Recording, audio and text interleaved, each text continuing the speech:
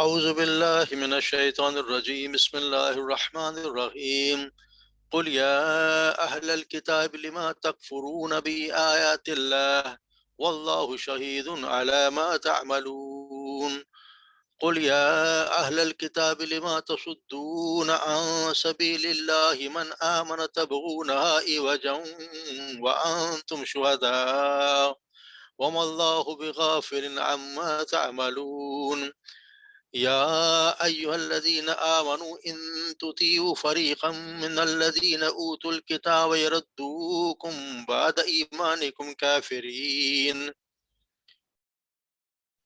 وكيف تكفرون وأنتم تتلون وعليكم آيات الله وفيكم رسوله ومن يعتصم بالله فقد هدي إلى صراط مستقيم يا أيها الذين آمنوا اتقوا الله حق تقاته ولا تموتن إلا وأنتم مسلمون واعتصموا بحبل الله جميعا ولا تفرقوا واذكروا نعمة الله عليكم إذ كنتم أعداء فألف بين قلوبكم فأصبحتم بنعمته إخوانا وكنتم على شفا حفرة من النار فانقذكم منها كذلك يبين الله لكم آياته لعلكم تهتدون صدق اللہ العظیم۔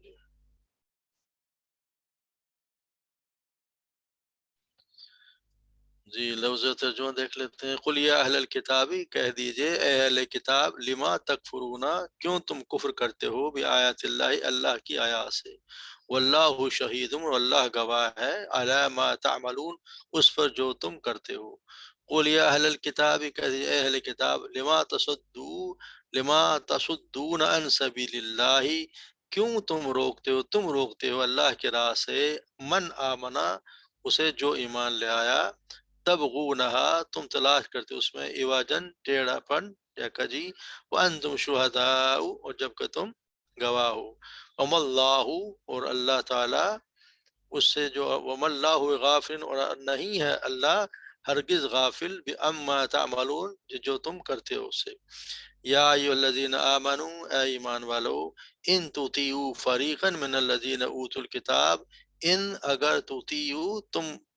پیروی کرو گے یا ان بات مانو گے، فریقاً ایک فریق کی، من الذین اوتوا الکتاب، ان میں سے جنہیں دی گئی کتاب، یردوکم، وہ پھیر دیں گے تمہیں، یردو، وہ پھیر دیں گے، کم تمہیں، بعد ایمانکم، تمہارے ایمان کے بعد، تمہارے ایمان لانے کے بعد، کافرین، کافر بنا کر۔ وَكَيْفَ تَكْفُرُونَ، اور وَكَيْفَ، اور کیسے، تَكْفُرُونَ، تم انکار کرتے ہو، وَأَنْتُمْ، اور جب کہ تم، تُتْلَى عَلَيْكُمْ آیات اللہ، پڑھی جاتی ہیں تم پر آیات اللہ، اللہ کی آیات، وَفِيكُمْ رَسُولُهُ، اور فیکم، تم میں ہے، رسولہ، اس کا رسول ہے، تم میں اس کا رسول موجود ہے۔ وَمَنْ يَعْتَصِمْ بِاللَّهِ، پس جس نے تھام لیا اللہ کو یا اللہ کی رسی کو، فقد ہدیہ الی صراط مستقیم، پس یقیناً ہدیہ، ہدایت دی گئی اسے، الی صراط مستقیم، سیدھے راستے کی۔ یا ایھا الذین آمنوا، اے ایمان والو، اتقوا اللہ، اللہ سے ڈرو، حق تقاتہ، جس طرح اس سے ڈرنے کا حق ہے، تقاتہ، اسے ڈرنے کا حق، ولا تموتن، اور نہ تمہیں موت آئے، الا، مگر، وانتم مسلمون، اس حالت میں کہ تم مسلمان ہو، واعتصموا، اور تھام لو، بحبل اللہ جمیعا، اللہ کی رسی کو سب کے سب مضبوطی سے تھام لو، ولا تفرقوا، اور نہ تم تفرقہ میں پڑھو، مطلب پٹ نہ جاؤ، وَاذْكُرُوا نعمت اللہ، اور یاد کرو اللہ کی اس نعمت کو، علیکم، جو اس نے تم پر کی، جب تم تھے، اعداء، دشمن، تم ایک دوسرے کے دشمن تھے، فَأَلَّفَ بَيْنَ قُلُوبِكُمْ، پس الفَ، اس نے الفت پیدا کر دی، بین قلوبکم، تمہارے دلوں کے درمیان، فَأَصْبَحْتُمْ بِنِعْمَتِهِ إِخْوَانًا، فَأَصْبَحْتُمْ، پس ہو گئے تم، بِنِعْمَتِهِ، اس کی نعمت سے، اخوانا، بھائی بھائی، وَكُنْتُمْ عَلَى شَفَا، اور تھے تم، عَلَى شَفَا حُفْرَةٍ، کنارے، عَلَى شَفَا حُفْرَةٍ، ایک گڑھے کے کنارے، من الناری آگ کے، فن قذکم پس بچا لیا اس نے تمہیں، منہا اس سے، کذالک یبین اللہ اس طرح واضح طور پر بیان کرتا اللہ تمہارے لیے، لکم تمہارے لیے، آیات ہی اپنی آیات کو، لعلکم تہتدون تاکہ تم ہدایت پا جاؤ۔ تو اس میں آیت میں اللہ تعالیٰ نے بنی اسرائیل کو بھی اور ہمیں بھی نصیحت کی، ان کو بھی بتایا اور ہمیں بھی بتایا گیا۔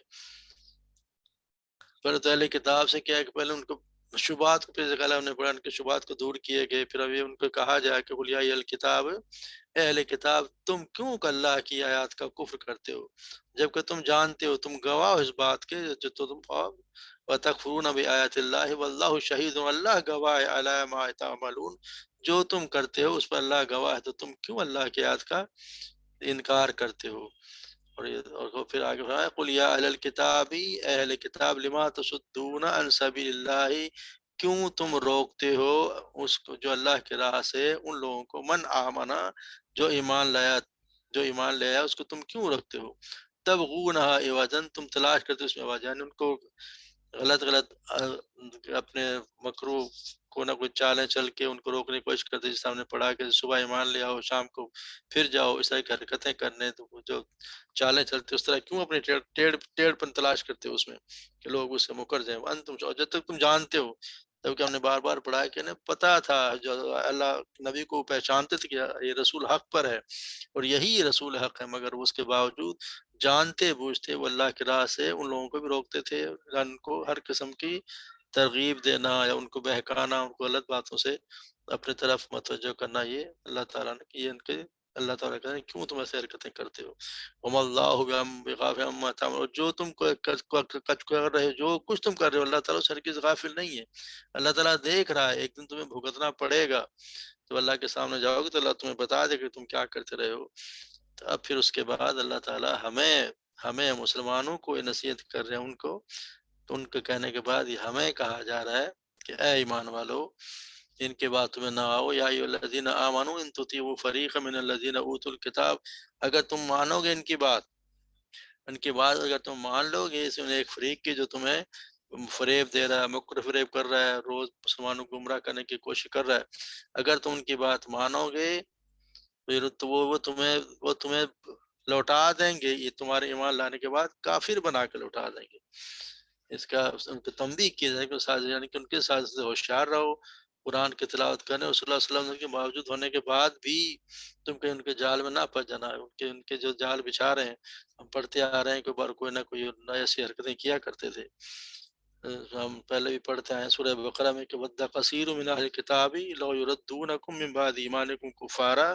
بہت سے اہل کتاب چاہتے ہیں کاش وہ تمہیں تمہارے ایمان کے بعد کافر بنا دیں، حسدا من عند انفسہم، اور اپنے دلوں کے حسد کی وجہ سے۔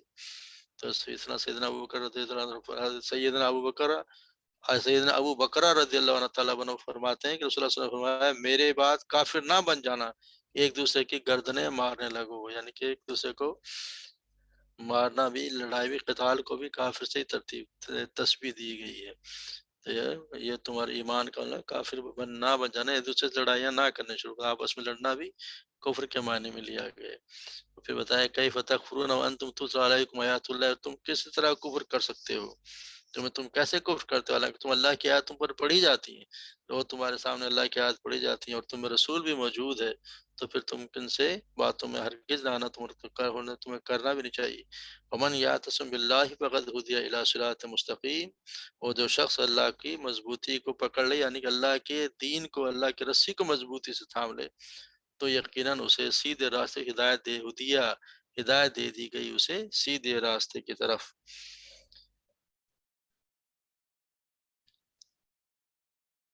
اس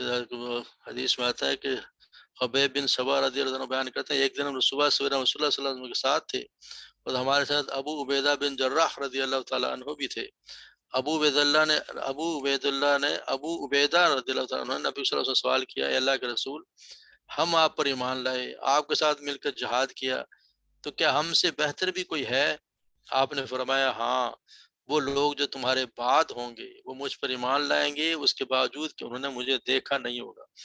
یعنی کہ انہوں نے مجھے نہیں دیکھا اس کے باوجود وہ ایمان لائیں گے۔ تو یہ ہماری خوشخبری ہے کہ ہم نے آپ صلی اللہ علیہ وسلم کو نہیں دیکھا، اس کے باوجود ہم ان پر ایمان لاتے ہیں۔ صحابہ کرام نے تو اپنی آنکھوں سے دیکھ ایسے کہا کہ تم میں تو موجود ہے،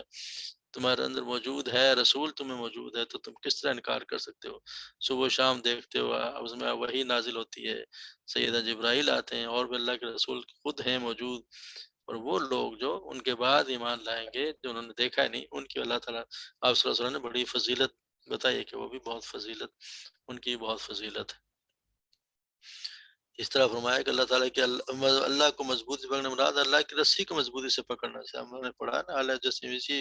وَاعْتَصِمُوا بِحَبْلِ اللَّهِ جَمِيعًا، اسی طرح ہم نے سورہ حج میں آتا ہے وَأَقِیمُوا الصَّلَاةَ وَآتُوا الزَّکَاةَ وَاعْتَصِمُوا بِاللَّهِ، یعنی اللہ سے نماز قائم کرو اور زکوٰۃ ادا کرو، اللہ کو مضبوطی سے پکڑ لو، ہوا مولاکم، وہی تمہارا مالک ہے، وَنِعْمَ الْمَوْلَىٰ وَنِعْمَ النَّصِيرُ، سو اچھا مالک اور اچھا ہی مددگار ہے۔ اس کے بعد یہ فرمایا کہ اللہ کے تم ڈرو اس سے، یا ایھا الذین آمنوا اتقوا اللہ حق تقاتہ، اللہ سے ڈرو اس طرح جس طرح اللہ سے ڈرنے کا حق ہے، یعنی اللہ نے جو احکامات دیے ہیں ان کو ماننا، اور جو جن چیزوں سے روکا ہے کہ ان کے قریب نہ جائے، اس کا مطلب اسلام کے احکام و فرائض پورے طور پر بجا لانا، جو جو اللہ نے احکامات دیے ہیں جن کے کرنے کا حکم پوری طرح ماننا، اور جن سے روکا گیا ہے منہیات ان کے قریب نہ جائے، یہ اللہ سے ڈرنا ہے۔ اس کا مطلب یہ ہے کہ آگے بھی جیسے بتایا کہ اپنی استطاعت کے مطابق، یعنی اپنی پوری کوشش کرے، استطاعت کے مطابق اللہ تعالیٰ سے ڈرتا رہے گا، تو یہ اس سے اللہ سے ڈرنے کا حق ہے۔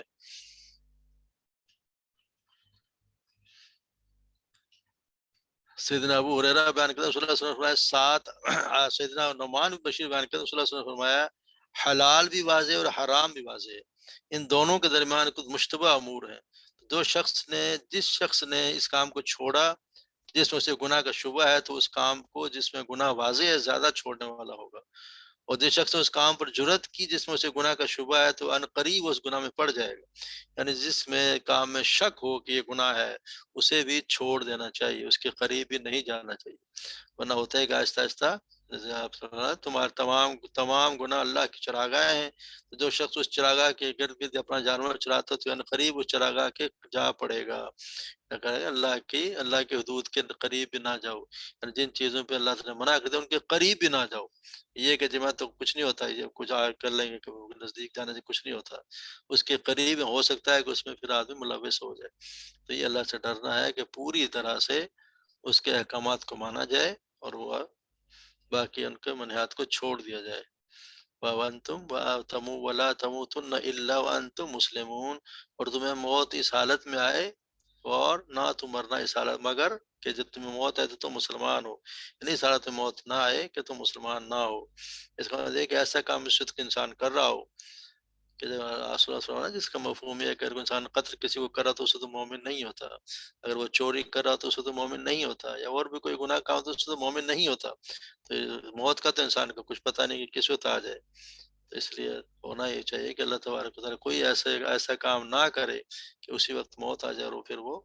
آخری اس کا کام وہ ہو جو مومن نہ ہو سکتا، وہ ایسا کام کرو جس وقت جو اللہ کے رسول نے اللہ نے منع کیا ہو۔ سیدنا جابر رضی اللہ عنہ بیان کرتے ہیں، اس میں رسول اللہ صلی اللہ علیہ وسلم کو اپنی وفات سے 3 دن قبل یہ ارشاد فرماتے سنا کہ تم میں سے کوئی شخص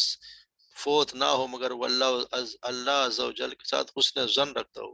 یعنی جیسا وہ گمان کا اللہ کے ساتھ حسن ظن ہی رکھنا چاہیے کہ اللہ تبارک و تعالیٰ ہمیں ضرور بخش دیں گے۔ سیدنا ابن عمر رضی اللہ تعالیٰ بیان کرتے ہیں رسول اللہ صلی اللہ علیہ وسلم نے میرا کندھا پکڑ کر فرمایا، دنیا میں اس طرح رہے کہ تو پردیسی ہے یا راہ گزرنے والا ہے، اور ابن عمر فرمایا کرتے کہ جب تو شام کرے تو صبح کا انتظار مت کر، اور تو صبح کرے تو شام کا انتظار مت کر، اور اپنی تندرستی سے اپنی بیماری کے لیے اور اپنی زندگی سے اپنی موت کے لیے کچھ نہ کچھ حاصل کر لے۔ سیدنا ابو ہریرہ بیان کرتے ہیں رسول اللہ صلی اللہ علیہ وسلم نے فرمایا، اللہ تعالیٰ ارشاد فرماتا ہے کہ میرا بندہ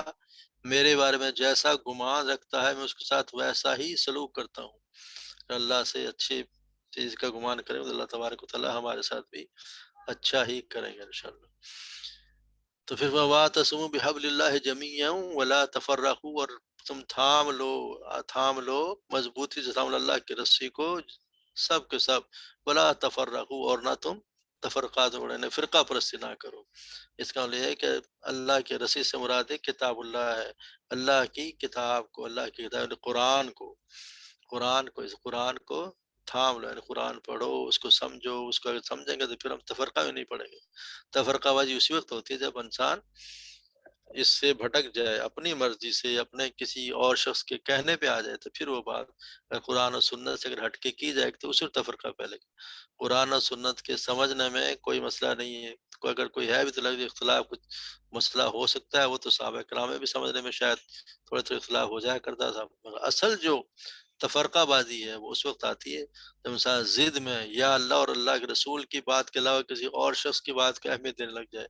اور اسی کو سچ سمجھے کہ میں ہی سچ، اس کے بعد پھر تفرقہ بازی ہوتی ہے، اور یہ سب سے بڑی یہ خطرناک چیز ہے۔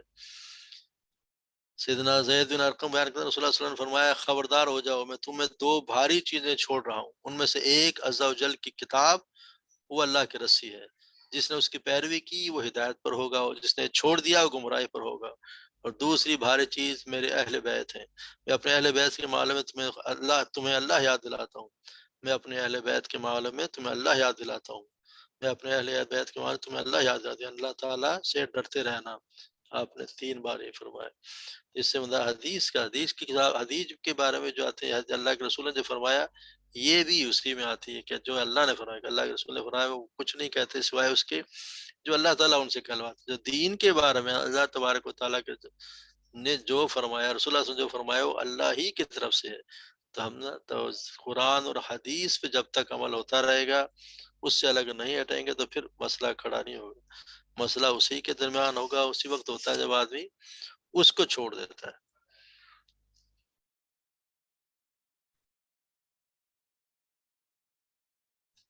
اسی طرح رسول اللہ صلی اللہ علیہ وسلم نے فرمایا اللہ تعالیٰ تمہارے لیے 3 باتوں کو پسند فرماتا ہے اور 3 باتوں کو تمہارے ناپسند فرماتا ہے۔ وہ تمہارے لیے پسند فرماتا ہے کہ تم صرف اسی کی عبادت کرو اور اس کے ساتھ کسی کو شریک نہ ٹھہراؤ، تم سب اللہ کی رسی کو مضبوط تھام لو اور تفرقہ بازی اختیار نہ کرو۔ جن باتوں کو اللہ تعالیٰ نے تمہارے لیے ناپسند فرماتا ہے وہ بے مقصد ادھر ادھر کی باتیں، کثرت سوال اور مال ضائع کرنا ہے، یعنی یہ چیزیں جو ناپسند فرمائی گئیں، ادھر ادھر کی باتیں، کثرت سوال، کثرت سے ضائع کرنا اور مال کا ضائع کرنا ہے۔ اس طرح سیدنا عبداللہ بن مسعود رضی اللہ عنہ رسول اللہ صلی اللہ علیہ وسلم نے فرمایا آپس میں اختلاف نہ کیا کرو، کیونکہ تم سے پہلے لوگوں نے اختلاف کیا تو ہلاک اور برباد ہو گئے۔ اس طرح سیدنا ابو بردہ رضی اللہ عنہ بیان کرتے ہیں رسول اللہ صلی اللہ علیہ وسلم نے فرمایا آسانی پیدا کرنا، سختی میں مبتلا نہ کرنا، خوشخبری سنانا، نفرت نہ پھیلانا، اتفاق رکھنا اور اختلاف نہ کرنا، یہ چیزیں اگر ان میں یہ چیزیں پہ چلیں گے، اللہ کے رسول کی بات پہ عمل کریں گے تو کوئی تفرقہ بازی ہوگی ہی نہیں۔ سید عبداللہ بن مسعود رضی اللہ عنہ بیان کرتے ہیں رسول اللہ صلی اللہ علیہ وسلم نے فرمایا رسول اللہ صلی اللہ علیہ وسلم نے ہمارے لیے خط کھینچا اور پھر فرمایا یہ اللہ کا راستہ ہے، پھر اس کے دائیں اور بائیں چند خطوط کھینچے اور فرمایا یہ ایسے متفرق راستے ہیں جن میں سے ہر ایک پر شیطان ہے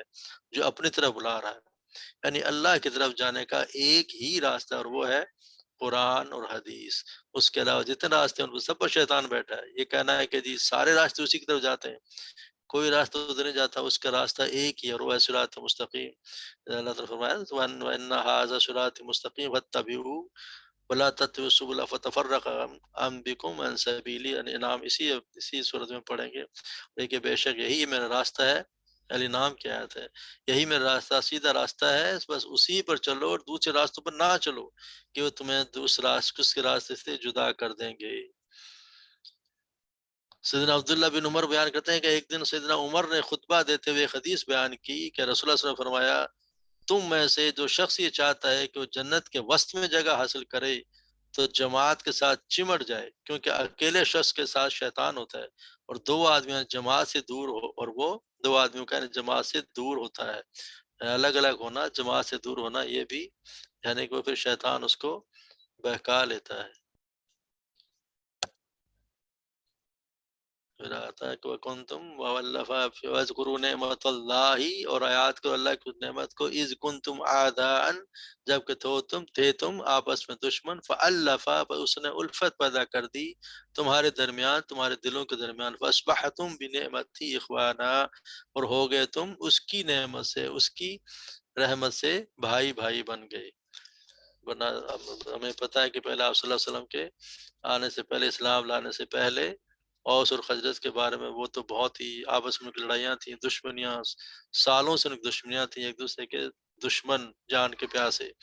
مگر جب اسلام آ گیا تو ان کی لڑائیاں ختم ہو گئیں اور وہ آپس میں بھائی بھائی ہو گئے.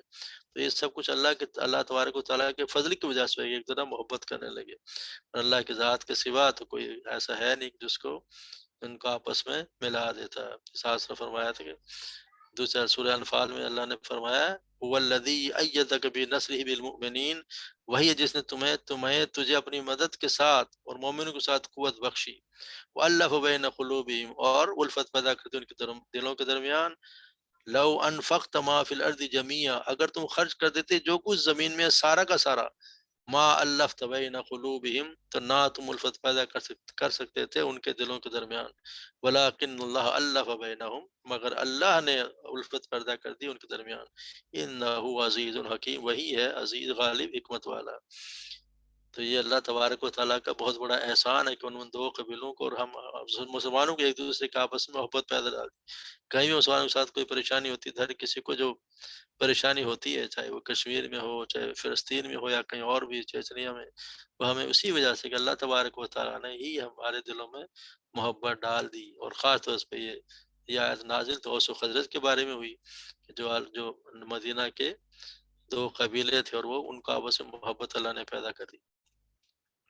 اس طرح رسول اللہ صلی اللہ علیہ وسلم نے حنین کا مال تقسیم کرتے اللہ تعالیٰ کے احسان کی طرف اشارہ فرمایا. سیدنا عبداللہ بن زید بن عاصم رضی اللہ تعالیٰ سے روایت ہے کہ رسول اللہ صلی اللہ علیہ وسلم پر حنین کے مال کی تقسیم کے وقت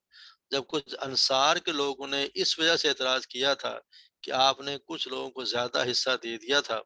حالانکہ وہ اللہ کی مرضی و مشیت کے مطابق کیوں تھا، تو آپ نے انہیں خطبہ دیتے ہوئے فرمایا اے گروہ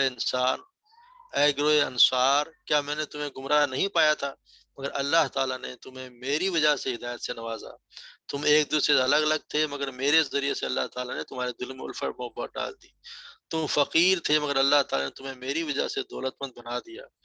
آپ جب بھی کچھ ارشاد فرماتے تو اس کے جواب میں انصار کہتے اللہ تعالیٰ اور رسول کا ہم پر بہت بڑا احسان ہے. اللہ تعالیٰ کی وجہ سے، رسول اللہ صلی اللہ علیہ وسلم کی وجہ سے ہی ان کے آپس میں دشمنیاں ختم ہوئی، پھر یہ گروہ آپس میں محبت کرنے لگے، اور اسی اسی وجہ سے انشاءاللہ یہ سب لوگ جنت میں جانے والے ہیں. یہ سابقون اولین میں سے شمار ہوتا ہے ان کا، جو مہاجرین اور صحابہ کرام ہیں. یہ اسی طرح، اور یہ اس کے پہلے کیا تھا، جب وہ آپس میں لڑا کرتے تھے اسلام نہیں لے آئے تھے، تو اللہ نے مثال دی ہے کہ انتم علی شفا حفرۃ، تم ایک گڑھے پہ، یعنی آگ کے گڑھے پہ تھے، فانقذکم، بس اس نے بچا لیا تمہیں اس سے. اور اسی طرح اللہ تبارک و تعالیٰ واضح بیان کرتے ہیں تمہارے لیے اپنے آیات کو تاکہ تم ہدایت پا جاؤ. تو یہ اللہ تعالیٰ کا بہت بڑا احسان ہے کہ کسی کو، جس کو اللہ نے ہدایت دے دی، اسلام پہ ڈال دیا اور اس کو دین کی ہدایت دے دی، خود اس کی سمجھ دے دی، تو اللہ کہتے اسی کو اللہ نے ہم نے پڑھا ہے اللہ تعالیٰ اس کے لیے خیر قصیر ہے. جو کچھ اللہ نے جو ہدایت دے دی اور جو اس پہ عمل بھی کرتا ہے وہ اللہ تبارک و تعالیٰ اس کو انشاءاللہ ضرور جنت میں داخل کرے گا. ہمیں بھی اللہ تبارک و تعالیٰ ان لوگوں میں شامل کرے. جی آج کا سبق مکمل ہوا. کوئی سوال ہو تو بتائیں.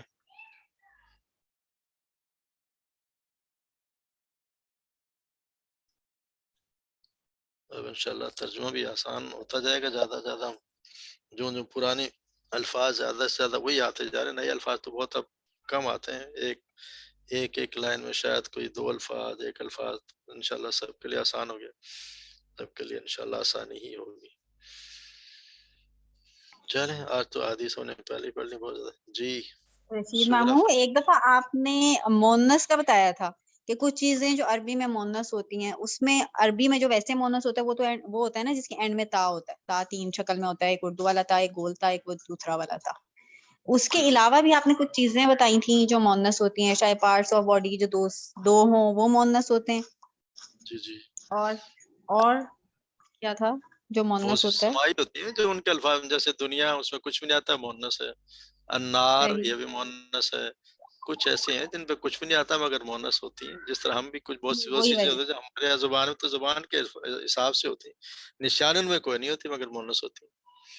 مونس کی نشانی کوئی نہیں ہے، جیسے تا وہ نہیں ہوتا، گولتا جی نہیں وہ ہوتی، نہیں ہوتے لیکن پھر بھی وہ مونس ہوتی ہیں. جیسے زمین، الارض عربی میں مونس نہیں ہے نا شاید. زمین بھی ہے، بلا آسمان ہے، جیسے سما یہ بھی مونس میں آ جاتا ہے. اگر ہم نار ہو گیا. शम्स हाँ हो जी, गया, ये भी उसमें आ जाते हैं। वो अल्फाज़ शम्स अरबी के मोहम्मद। ज़ुबान का फ़र्क पड़ता है, ज़ुबान। जी, जी, इसी जी। तरह है जैसे